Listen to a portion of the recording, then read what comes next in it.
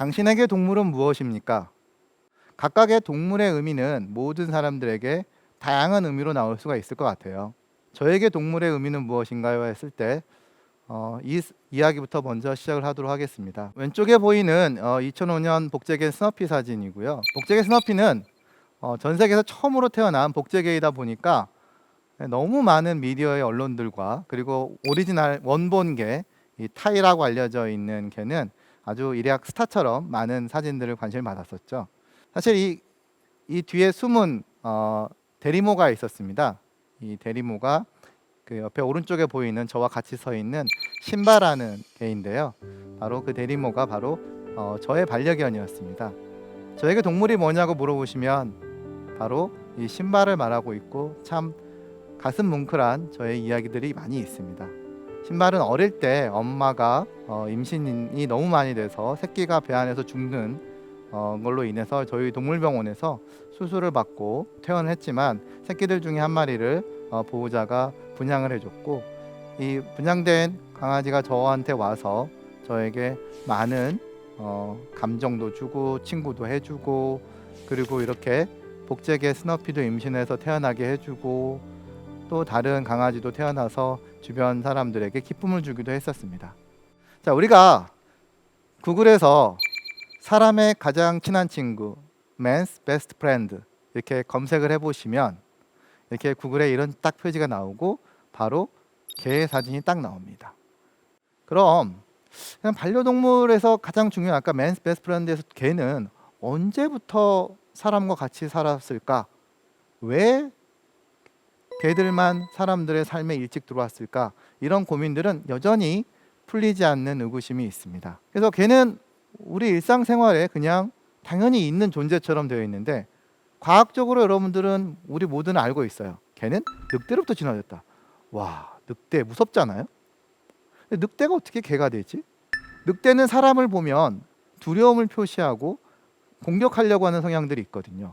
절대 사람과 눈을 마주치려고 하지 않거나 마주치려고 하거나 놀려고 하는 성향은 없어요.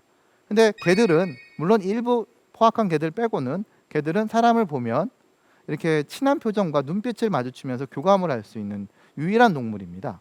다른 동물들은 사람과 눈빛을 교감하는 게 아주 훈련을 하지 않는 이상은 자연적으로 첫 만남에 개와 눈빛을 교감할 수 있는 동물은 개뿐이 없다고 알려져 있습니다. 이런 개들이 언제부터 사람들과 어떻게 진화가 되었을까? 이런 여러 가설들이 나온 것 중에 최근에 발표된 엑세시브 프로테인이라고 되어 있는 이 제목을 이제 검색을 해보시면 굉장히 어려운 영어로 되어 있죠. 이 논문의 내용은 뭐냐면, 많은 먹을 것들이 사람들이 생기면서 개를 길들이기 시작했다는 겁니다. 프로테인이라고 하는 건 고기죠. 예. 사람도 고기를 먹게 되고 늑대도 고기를 먹고 있는데, 사람이 많은 것들을, 개들을 순화시키면서 먹게 되고 하면서 같이 이제 도메스티크화 됐다라고 하는 이런 가설들을 이제 증명을 했다라는 논문이 발표되기도 했습니다. 그리고 약 15,000년 전 이전에 고생물학자들이 무덤을 파거나 발굴하다 보면은 그 안에서 뼈들이 나오는데, 거기에 이렇게 개들의 뼈들이 나오는 걸 알게 되었죠. 그럼 적어도 14,500년 전에는 이런 동물들, 개들은 늑대로부터 이미 도메스틱화돼서 사람에게 적응이 돼서 사람과 같이 살게 되었고, 벌써 그때부터 그 개는 그 가족의 어떤 중요한 존재였기 때문에 같이 무덤에 묻힌 것으로 생각을 하고 있습니다. 자, 그래서 이 반려동물들을 우리가 지금 개만 얘기를 했는데, 그럼 반려동물 하면 개밖에 없나요? 라고 생각할 수 있죠. 근데 사실 반려동물의 대표적인 동물은 개와 고양이입니다. 요즘은 말도 반려동물로 하는 경우도 많습니다.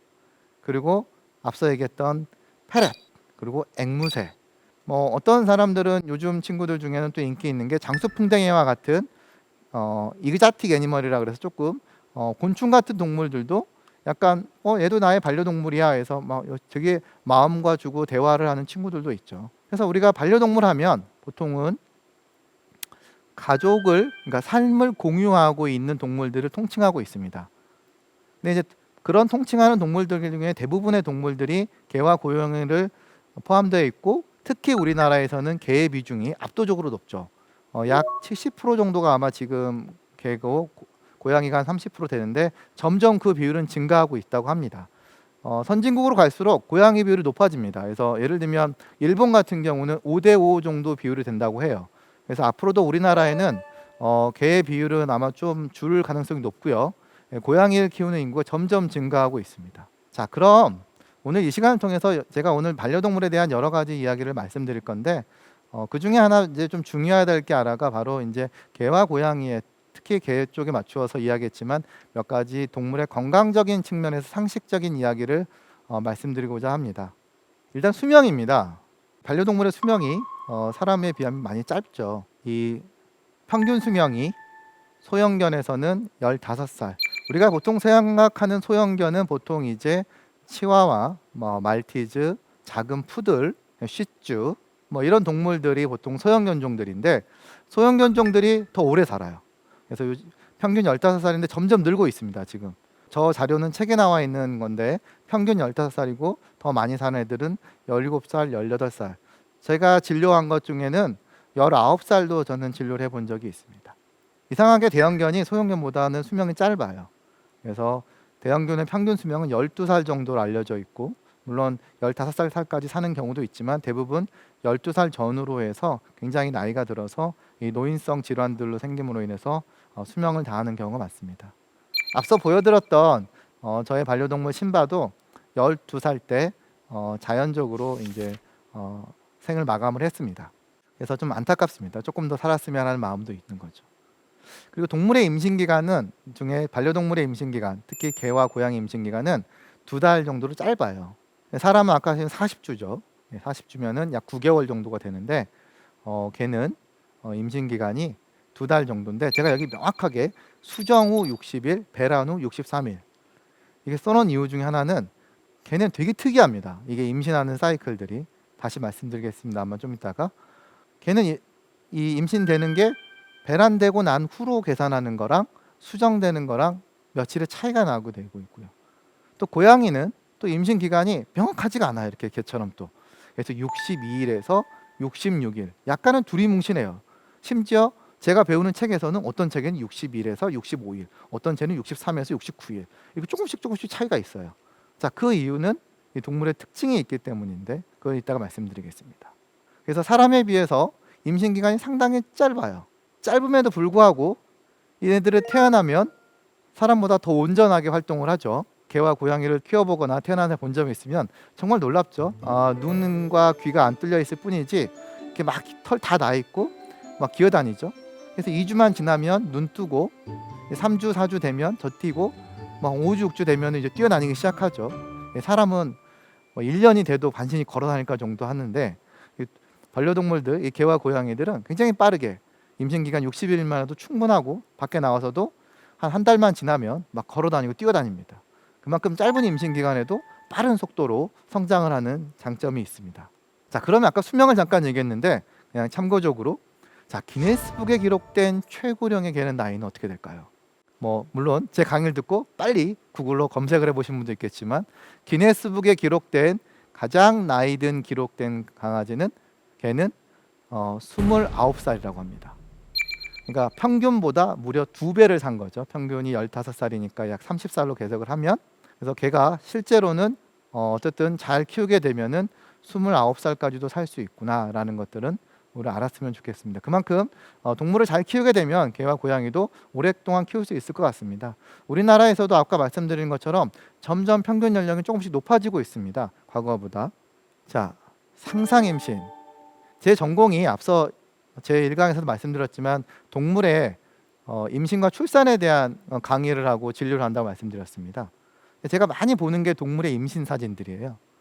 저는 정말 1년에 몇 번도 동물의 임신된 초음파 사진들을 봐요. 근데 이제 상상 임신이라고 하는 건 좀 특별하죠. 또 사람에서 상상 임신은 약간은 좀 정신과적인 약간 스트레스를 받아서 발생할 수 있는 것이라고 알고 있습니다.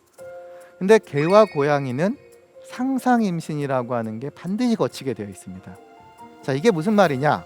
배란을 하게 되면 임신을 하지 않으면 다음번 배란을 위해서 임신을 준비를 해야 되는데 개와 고양이들은 배란이 되면은 배란함과 동시에 동물이 내가 임신한 것처럼 호르몬들이 나와요. 그래서 임신 유지 호르몬들이 무려 임신 기간 동안 유지가 됩니다. 그래서 2달 동안 아까 말한 임신 기간 약 2달 동안 계속 임신 유지 호르몬들이 나오다 보니 이 몸에 변화가 나타나는 거죠. 그래서 일부 동물들은 그 변화가 너무나 드라마틱해서 정말 옆에서 보면은 혼자 집에서 있는데 집에 암컷이고 밖에 나간 적이 없어요, 분명히. 근데 애가 임신한 것처럼 배가 유선이 막 커져 있고 그 다음에 새끼를 낳으려고 막 이렇게 모성 행동들이 나오는 경우도 있습니다. 근데 정말 놀라가지고 설마 내가 뭐 잠깐 없는 사이에 얘가 집을 나갔다가 어떻게 동네에 있는 개들과 혹시 원치 않는 임신이 됐을까? 뭐 이런 상상을 하고 병원에 가서 만약에 초음파를 대본다, 임신 검사를 해보잖아요. 임신이 아니에요. 바로 상상 임신 증상입니다. 그래서 개와 고양이는 임신을 하지 않아도 배란이 되면은 임신한 거와 똑같은 현상의 호르몬이 나오게 되어 있어요.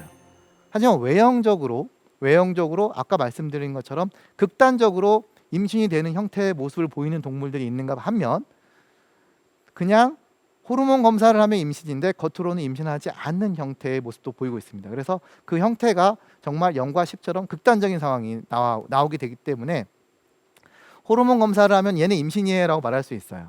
하지만 겉으로는 임신이 형태를 주인은 볼 수도 있고 안 볼 수도 있어요.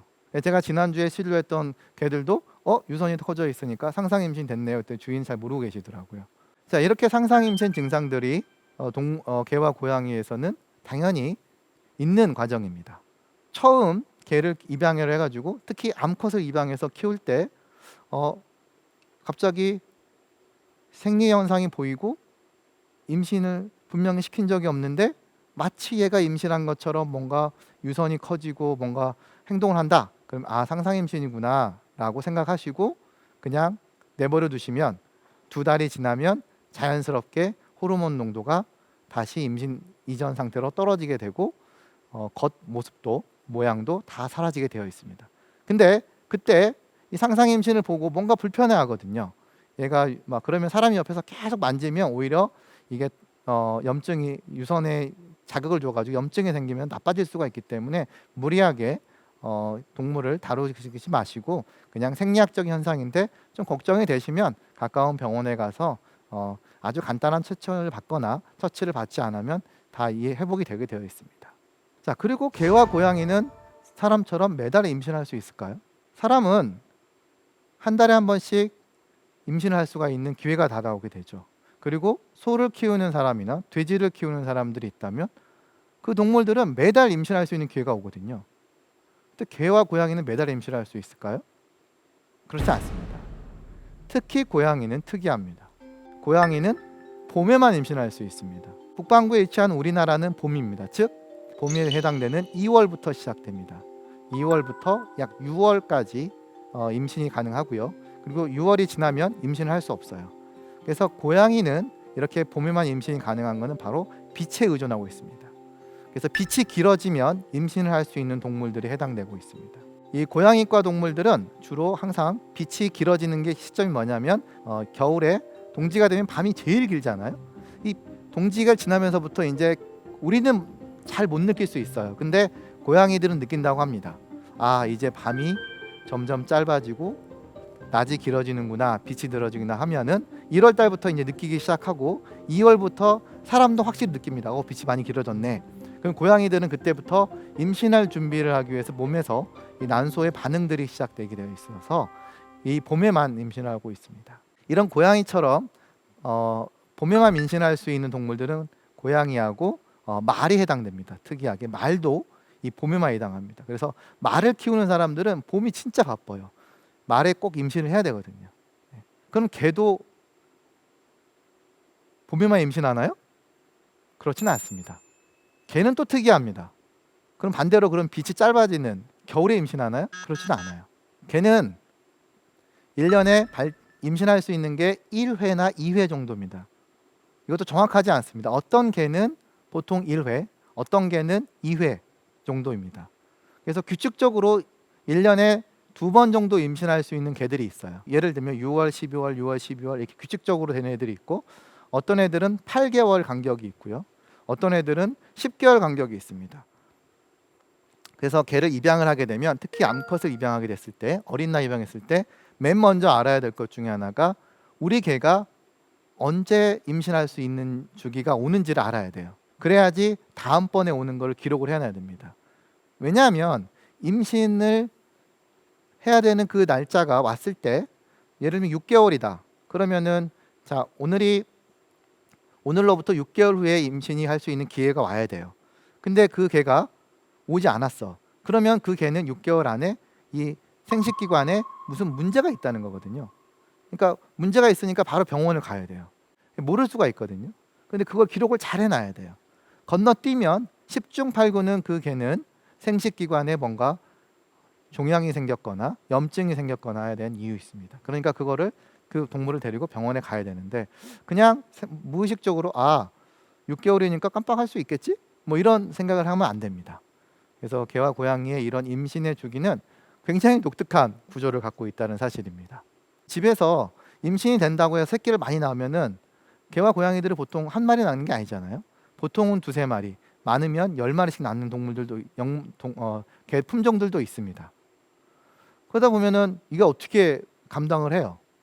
그리고 수컷들 집에서 키우면 이 굉장히 성격이 약간 좀 포악해질 수도 있고, 그 다음에 수컷 특유의 이 오줌 싸는 나쁜 행동들이 나와서 이렇게 그 습관적으로 자기의 영역을 표시하기 위해서 오줌을 막 마킹한다고 하거든요. 이런 행동들을 하게 되거든요. 그러면 주인 입장에서는 혹시나 우리 개가 임신해가지고 막 새끼를 많이 낳으면 어떡하지? 그리고 수컷이 막 이렇게 오줌을 내서 많이 하면 어떡하지? 뭐 이런 것들 때문에 임신을 못하게 하는 이 중성화 수술을 이제 권장을 받게 되어 있습니다. 저도 이 질문을 제일 많이 받고 있습니다. 중성화 수술을 해야 되나요? 제가 공부를 배울 때만 해도, 벌써 제가 대학을 졸업한 지가 벌써 저도 20년이 넘었는데, 20년 전에 공부를 할 때마다 중성화 수술을 원하는 보호자들이 있으면 반드시 1년 안에 해라 라는 어떤 당위적인 이런 걸로 배웠었어요. 근데 이제 제가 왼쪽에 지금 영어 논문 한 편을 잠깐 해왔는데, 그렇게 옛날에는 당연히 이렇게 1년 안에 무조건 해라라는 식으로 권장되던 이런 중성화 수술이 이제는 다시 한번 생각해보자로 바뀌었습니다. 알고 보니 이 중성화 수술을 너무 어린 나이에 하거나 혹은 너무 늦게 했을 때 뭔가 이게 역으로 추적을 해보니까 얘네들한테 건강이 안 좋은 일이 발생하다는 걸 알게 된 거죠. 그러니까 우리가 이제 중성화 수술을 결정하는 것들은 이제 품종별로 조금 더 고민해보고 무조건 1년 미만이 됐을 때, 즉 성성숙, 임신할 수 있는 나이가 됐을 때는 무조건 하세요라고 권할 수는 없는 겁니다. 조금 더 주인 입장에서도 이렇게 그냥 뭐 우리 개는 새끼를 안 낳을 거니까, 수컷은 영역표시 지저분하니까 무조건 빨리 수술해야지, 이런 식의 표현은 이제 생각은 조금 이제 한 번쯤 접어두시고요. 한 번쯤은 좀 고민해 보시기 바랍니다. 어떤 본능을 억제시켜서 우리가 사람에게 집안에 키우기 위해서 어떻게 보면은 동물의 본능을 억제하면서 키우다 보니까 이런 중성화 수술이 일부에서는 부작용으로 나타나기도 합니다. 그래서 여기서 말하는 것처럼 조인트 디스오더, 캔서, 유리너리 인컨티너스 몇 가지 질병들을 예시로 들면서 실제 이런 것들이 이제 부작용들로 나타나고 있으니까 이제 품종별로 중성화 시기도 이제 고민하면서 결정하자라고 말씀드릴 수가 있습니다. 그러면 중성화 수술을 안 했어요. 혹시라도 그럼 우리 개가 그러면 안 했으면 임신을 한번 하고 싶어. 언제까지 할 수 있을까? 수컷은 10살까지도 충분히 임신을 시킬 수 있는 능력이 됩니다. 사람도 나이가 많으면 충분히 임신될 수 있는 것처럼 수컷에서는 큰 문제가 안 돼요. 자, 암컷은 그럼 어떻게 되냐? 암컷의 평균 수명이 아까 작은 개들은 15살, 큰 개들은 12살이라고 그러는데, 그럼 몇 살까지 임신을 할 수 있을까요? 7살? 8살? 사실 이것도 정확히 정해진 건 없습니다. 책에서는 보통 2살에서 8살 내외를 권장하고 있습니다. 하지만 10살이 돼도 임신은 될 수 있어요. 자, 그러면 이런 생각을 가질 수 있죠. 사람은 50쯤 전후에서 폐경기라는 게 있습니다. 그래서 무조건 어느 시점이 지나면 임신을 할 수 없는 상황으로 빠지게 되어 있어요. 그래서 개들도 그런 폐경기가 있는 건가요? 라고 물어볼 수 있지만, 개들은 엄밀히 얘기하면은 사람처럼 해당되는 이 메노포즈, 폐경기와 같은 건 존재하지 않습니다. 그냥 메노포즈 라이크 상태, 폐경기와 비슷한 상태로 변하는 것뿐이에요. 그래서 보통 2살에서 8살 정도가 임신의 정년기입니다. 그게 폐경기 때문에 8살이 정년기가 아니고요. 점점 임신되는 배란되는 횟수가 줄게 되고 임신될 확률이 떨어지게 되고 그리고 나이 들어서 난산이 되는 거, 즉 임신하고 유산될 때 출산될 때 어떤 불의의 사고가 발생될 수 있기 때문에 임신을 시키지 말라는 목적으로 인해서 나이를 제한하고 있는 것으로 생각하시면 됩니다. 자, 그리고 집에 있다 보니까 반려동물들이 물론 마당에서 키우는 분들도 있지만 점점 아파트로 들어오게 되고 많이 키우게 되다 보니까 이제 냄새가 나니까 목욕을 많이 시키죠. 지금은 그래도 많은 보호자분들이 사람이 쓰고 있는 샴푸나 비누들을 많이 안 써요. 많이 지지게 됐지만. 근데 이제 처음에 못 모르고 이제 아유 뭐 똑같지 뭐 하고 개 피부나 사람 피부나 똑같이 하면서 이제 사람 쓰고 있는 거 막 뭐 향기 나는 거 막 써요. 그럼 나중에 이제 뭐 개 피부가 이상해집니다. 실제로 여성분들 민감한 분들은 아실 거예요. 아마 뭐 화장품만 조금만 바뀌어도 피부가 좀 이렇게 트러블 생긴다고 하더라고요. 그래서 개들도 트러블 생깁니다. 그래서 여기 보여드린 것처럼 개의 피부와 사람의 피부에는 이 pH가 좀 다르기 때문에 거기에 맞는 전용 샴푸와 로션을 쓰는 게 좋습니다. 그래서 집에 혹시라도 사람용을 쓰고 있거나 그런 게 있으면 앞으로는 무조건 개와 관련된 전용 제품을 쓰는 게 좋습니다.